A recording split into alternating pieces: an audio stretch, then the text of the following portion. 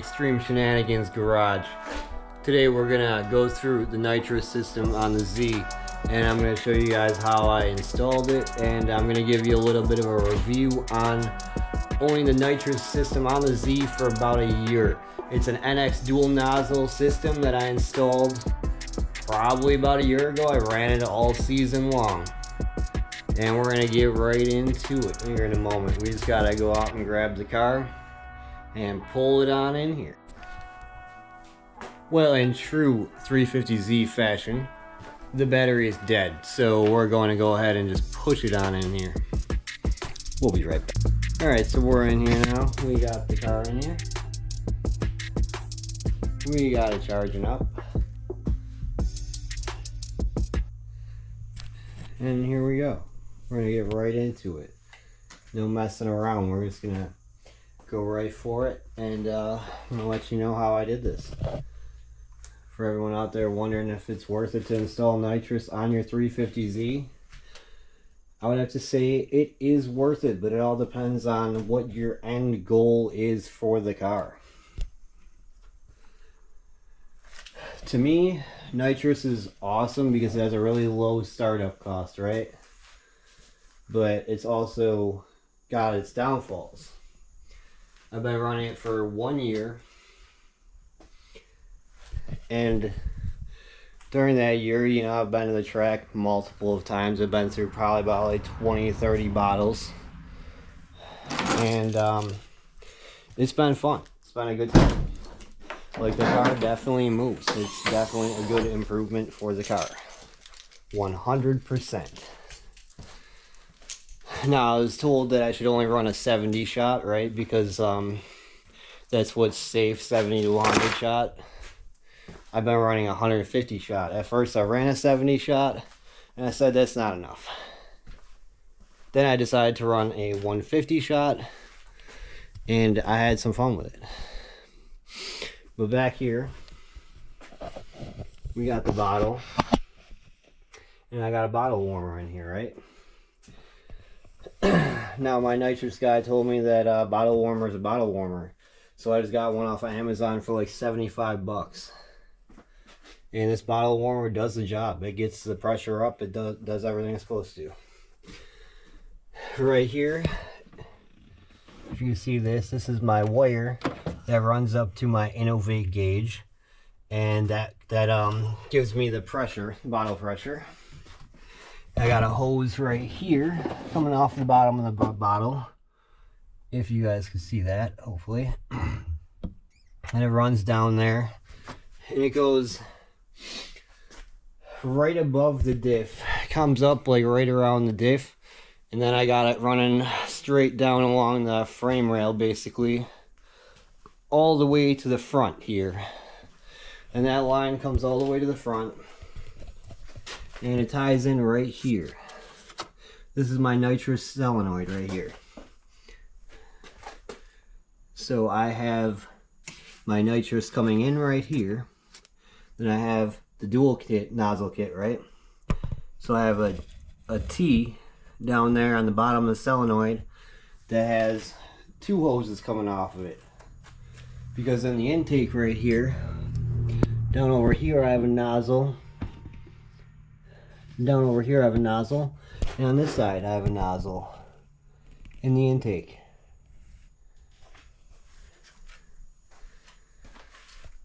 So from here, from the nitrous solenoid, we have one line going to one sprayer over here, and another line going to another sprayer over here in my intake tube. And then for the wiring, I got some loom on this wiring right here. And basically I have all my wires ran straight back to where I have my my progressive controller, which I will show you guys here in a moment. So we got that wiring running around right around here, and back here we have the fuel solenoid. We got it mounted right there on this screw right there, if you guys see that. And then it's got the same setup. It's got the fuel line coming in, which is going to have the fuel line coming in from right here On the back of this, I have a nitrous express adapter thing. It basically goes between this dampener here. The GoPro, again, had a seizure or something. I don't understand what's going on with it. But anyways, so I got the adapter right there. I'm going to grab some light real quick,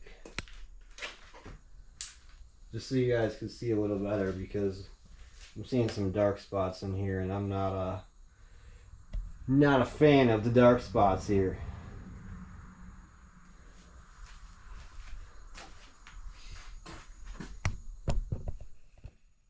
So, okay, here we go. We got a fuel pressure gauge right here.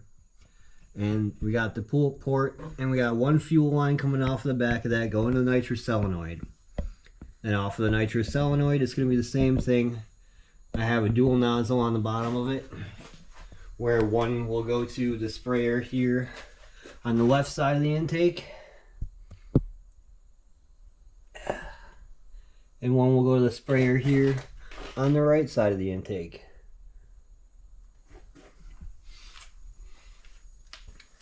And then on the intake right here, this is where the jets go. When you size your nitrous shot, your jets go in here, in between the hose and that fitting.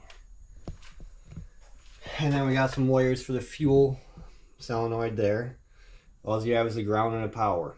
And that's all you have on the nitrous solenoid also. Ground and a power. And okay, we have our loom coming around. We go around with our loom. And then our loom goes in there, and it goes through the wire connector that's like right here. Alright guys, forgive me for this lighting situation. Like, I'm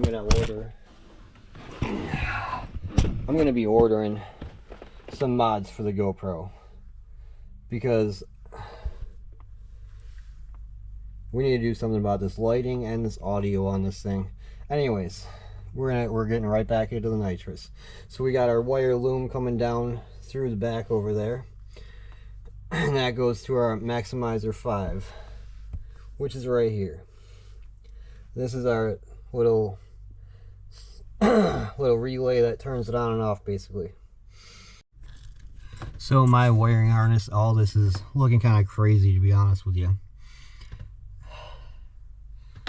Because, I mean, it was pretty shredded when I began with it, because, again, this car has 240,000 miles on it, and let's be real, 350Z owners are not good to their cars, like, unless, I don't know, just, I mean, I guess some of them are, but good luck getting you a good one if you're looking for one. And here we got our grounds right here. Right here is the grounds from those solenoids. I just put a grounding lug on there, and I grounded it to, I got the maximizer and solenoid grounded to that. And there's a million different ways on how to wire this maximizer 5. We're gonna get into that in a whole different video if you guys would like. But basically, you can control the nitrous ramp, and you can progress it in based upon the RPM, the time, or you can do it by speed and by gear. You can do a lot of stuff with it, and you can have it cut the nitrous when it'll cut the entire system off if the AFRs are incorrect. And the same with my Innovate Power Safe over here. This will also, this guy right here will also,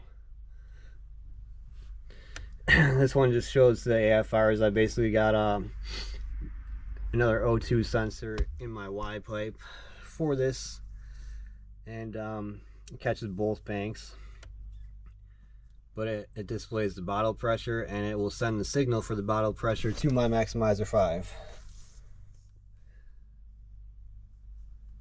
So there's that. If you guys want a more depth and install video, I will definitely do that.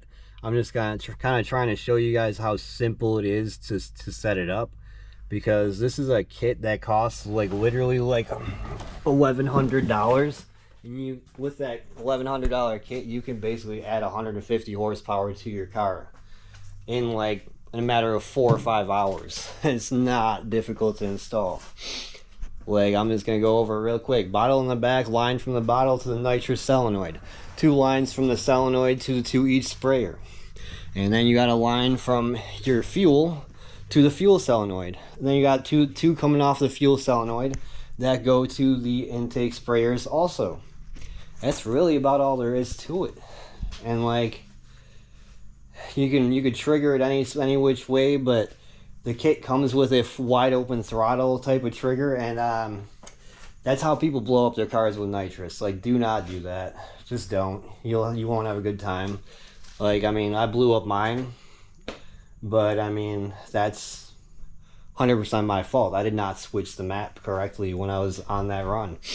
And I mean, for reference, 150 shot on the DE, I was basically barely beating scat packs. Like, I mean, I would beat them. Like, if there's stock scat pack, I'm smoking them. But if that scat pack has any mods, basically barely beating them. And that's what 150 shot does for you. And that's why I'm pulling it off, and I'm gonna put a turbo on it, because I'm not trying to play with these little boys. I'm trying to do something. I'm not trying to be the fastest guy in the world, but I'm trying to get this car into like the 6s in the 8th mile, or I'm just gonna have some fun with it, you know. Whatever happens, happens. At the end of the day, I'm gonna be happy with the car, you know. So my experience with the nitrous this year is that it's been real fun. So last year, before I put the nitrous on at the 8th mile, I was running like a 9.5 ish. I think my best time was like a 9.2. And then I put the nitrous on, and then I was running like an 8.9, you know, maybe an 8.8 on the 70 shot. Then I juiced it up to 150, and then I got my 60 foot down, and I started to learn how to launch the car much better. And at that point, then I got it down to an 8.3 in the 8th mile with a 2-second flat 60 foot, which, I mean, it's impressive by no means, but like for a DE, that's pretty decent, you know. But this is the car, and that's the nitrous. And my biggest problem this season with the car on nitrous is basically getting the car to grip in first gear, even with the progressive setup. I mean, you kind of have to get some nitrous towards like the beginning of 2nd gear at a minimum.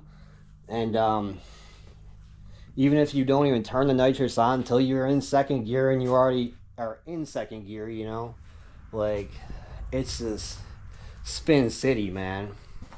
Spin city. Like, if this car would hook the whole time, it would run in the 7s easily, without a doubt. But I spent all season trying to get it to hook. I've been snapping axles, snapped a diff brace. Every single part in the rear end has snapped. Like, yeah. So, if you're gonna do nitrous and you're gonna put tires on the car that makes it stick to the road, you're gonna break stuff if you don't take care of the wheel hop right away. Anyways, do I recommend putting nitrous on your car? Absolutely yes. But understand, it's not going to be as fast as you think it will be just by putting the nitrous on. It's just not. Like, it's a way faster. But you gotta lower your expectations, because it's not going to be as fast as you think it's going to be. And with that, we're gonna head out. I gotta take the STI over to the Family Dollar, but we're gonna have some more videos coming in soon, because we're gonna be taking this motor right on out of this car. So we want to stay tuned for a motor swap video. I'll show you how to do the motor swap. I'll do a long form and a short form, so that way you have an in-depth guide on how to swap out the motor. What I'm going to end up doing is I'm pulling out this DE right here, and then I'm going to put in this built DE over here under the Datsun flag. I'm gonna stick that guy in there. It's got, you know, that's been the machine shop. It's a brand new 0 mile motor, you know. The whole block's been gone through, new pistons. It's got Eagle pistons, Wiseco pistons, Eagle rods. And it's got the Dynasty build cap on it. It's got Boundaries gears. It's got a rev up pump. It's got BC 272 stage 3 cams, I believe. And it's got, I mean, it'll be legit. But the heads have been fully gone through, the whole thing, completely gone through by a machine shop. New timing kit, like everything on the engine is brand new. Literally. The only thing that I think is going to be reused is going to be, well, the lower intake plenum will be reused. And the valve covers off of this one because they're the aluminum ones. This intake's going to go because that's going to be all turbo stuff.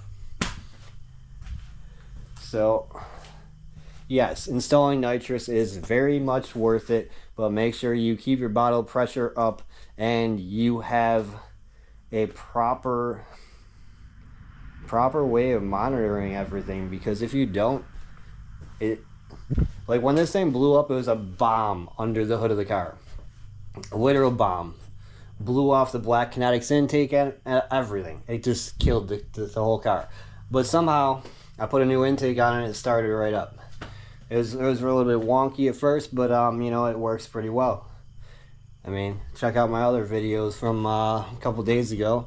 You'll see that it runs fairly well still.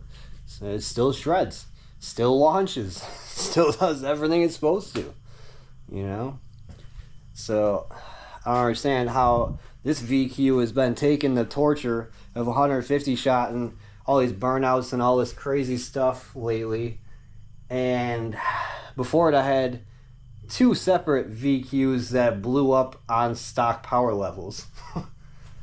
And this one doesn't even burn oil. Even after all the shit, it still doesn't burn oil. It's just been a really good motor. And pretty soon we're gonna have the KBD kit going on this car. I put together a kit from you know, different bumpers and stuff from KBD. But it's gonna be pretty cool. I got some paint over there. We're gonna paint it this winter too. A box of paint down there somewhere. And we're gonna spray it. But that's it, man. Thank you guys for watching, you know. It's been real.